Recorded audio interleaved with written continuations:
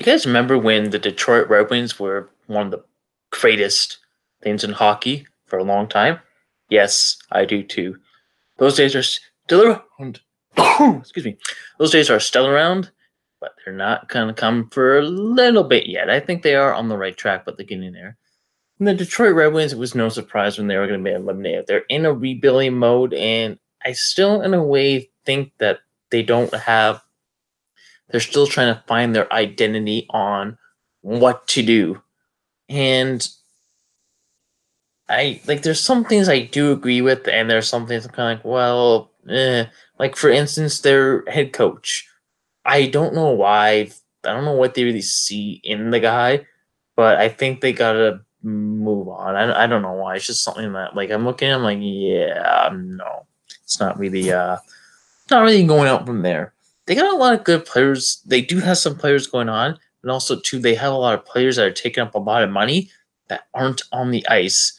See, what Detroit kind of failed to do was coming off from like out of the 2000s going into 2010s, they didn't really focus on what they were doing with that. They didn't really how do I put this? They didn't adapt to the new NHL that was coming up. They kind of went back on players like Johan Franzen, who's it's a lot of money, and his career's done. Henrik Zetterberg, who's with a lot of money, done. Abdelkader, Helm. They got a lot of money going on around there. Jonathan Erickson, Nicholas Cromwell. There's a lot of money there, and it's not really, it's not really kind of like paying off for them right now because they have other things. They almost lost Athasinu, who's turned himself into a 30-goal scorer, and they almost lost him too. They need these pieces. They need as many pieces they can. Right now, they got to focus on their lower depth, a little bit more scoring to help out Mantha Larkin.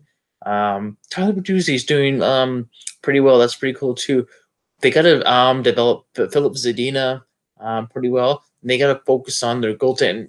I don't think Jonathan Burney is their answer. I think I'm not really sure about his status NHL goalie. I'm not knocking the guy. Like, hey, like that's what happens. They gotta figure out their goaltending situation because they got Howard back, and it seemed like he was on a little bit of a resurgence. So you know what? I hope he does again. I hope he can do that. But I think they gotta fix up their backup goaltending situation too.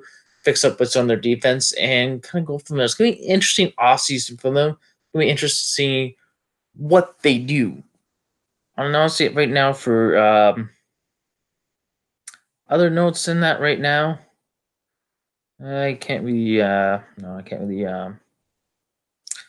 don't really see much here. It's just they just have to kind of like okay, here we go.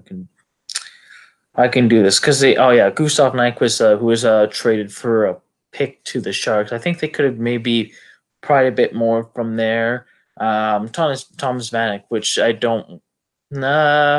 can't see him re-signing there. They got to figure out what's going on with Mike Green, who hasn't been healthy all season. I think he's still useful. I do like him, but I think he's still useful.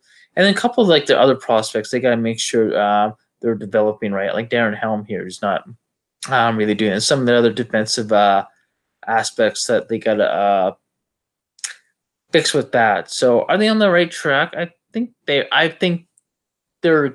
getting there. Just got focus with things because right now I think they're gonna be in trip from going from rebuilding to battling with mediocrity. So again, Detroit fans, sorry, best of luck next year, and that's my hockey talk to you.